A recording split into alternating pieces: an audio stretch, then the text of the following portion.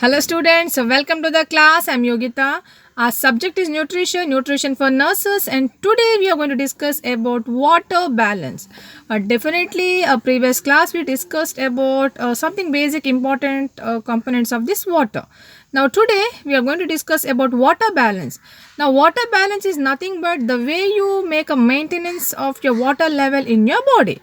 The maintenance of this water level is done mainly based on the water intake and water output. Now, first concept is regulation of this water balance. How do we regulate? Mainly a thirst center. Here, the thirst center is situated in hypothalamus. So, whenever the water level, your water content in your body has gone down, you will get a signal from your hypothalamus saying that you are thirsty and you want to drink water. That time, you will drink a water so that this deficiency will be balanced. Next is ADH, antidiuretic hormones. Now, these antidiuretic hormones are secreted from the posterior pituitary. They are help in absorption of these their hormones. These promote the water reabsorption from the kidney. Now, ADH hormone, it helps to reabsorb the water from the kidney so that water will be balanced. Retention of water will take place. Next is aldosterone. Now, aldosterone hormone is produced by adrenal cortex. They are helping in absorption of sodium as well as absorption of chloride. When the sodium and chloride is absorbed, automatically water also reabsorbed because of osmotic pressure. So, that's the reason water will be balanced. Next, formation of urine. See, you might have taken excess of water, excess of amount of urine will be created so that the excess water will be excreted out in the form of urine so that we can have a water balance in our body.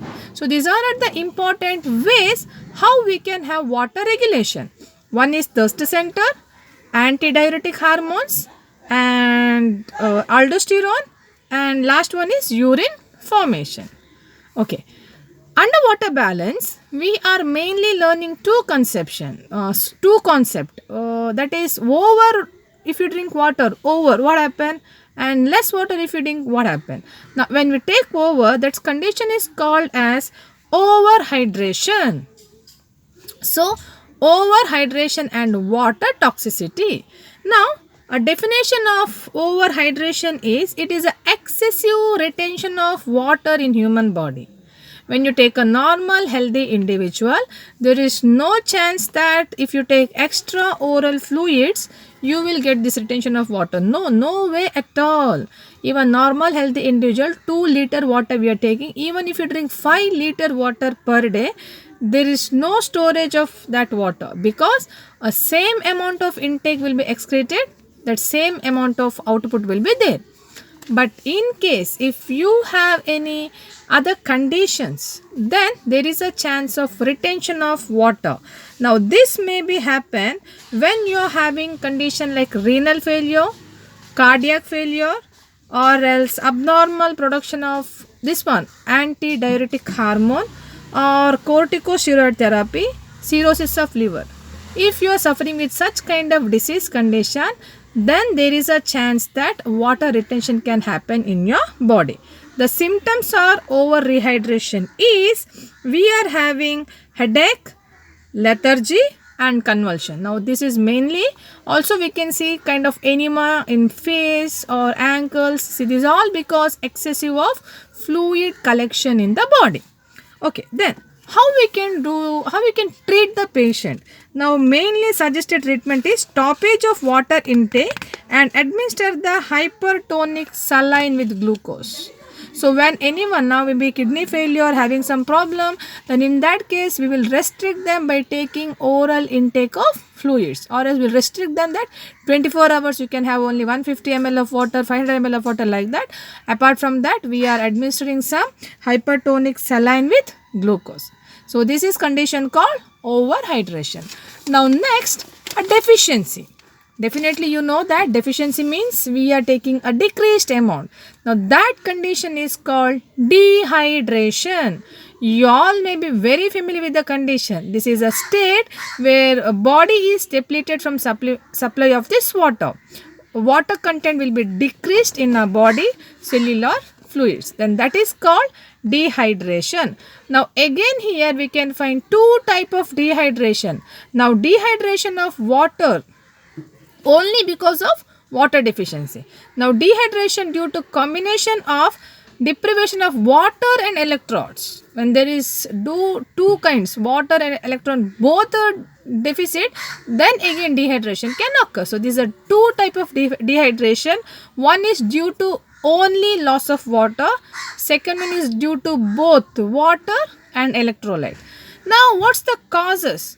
Why individual will have dehydration? One thing, dehydration may occur because of individual had excess of diarrhea, excess of vomiting, or else they had any kind of severe injury like hemorrhage they had, or else any 60 to 90% of burn, or prolonged deprivation of water from many days they didn't had water at all, a single drop of water they didn't had, or else excessive sweating, fluid loss due to any kind of illness or kidney problem. Now because of that fluid has gone out from the body. Now that may leads to this condition called dehydration. Now definitely when we have dehydration we will have some complication also. Now dehydration may leads that it decrease the volume of extracellular fluid. See, it started to extract the fluid from intracellular fluid. Now automatically cells will become shrunken, cellular metabolism will disturb, and a cell will not find a easy way of processing its work. Now it's because of dehydration. Now dehydration in plasma volume will also reduce the cardiac output. That may lead to cardiac failure or circulatory failure. See, that direct effect will be there to the heart. Now also when we have this renal problem or else any other system problem, water is deficient, then that system failure also can occur. These all are the severe complication of dehydration. Now we will not wait for the complication, because once we come to know that we are having a problem of dehydration, definitely we will treat. The treatment is rehydration. Rehydration means what is lost, you are giving back. Definitely we can go with the ORS solution. You all may be very familiar.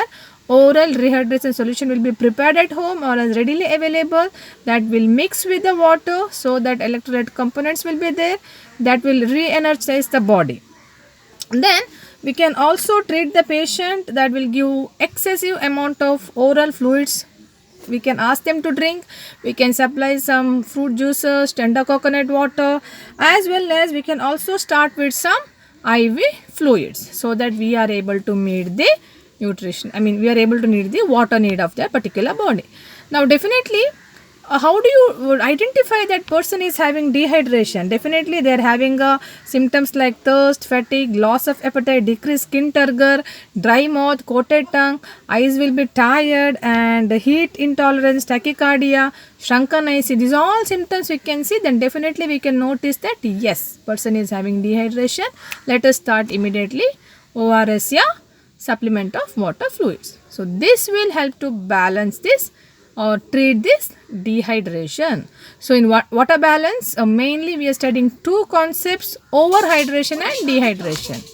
I hope you understood. Please go through it once again, read it, because definitely you can expect 2 or 3 marks question on dehydration or else water balance or water regulation. I hope you understood. You're able to write the answer now. So I'll see you in the next class with a new concept. Thank you all.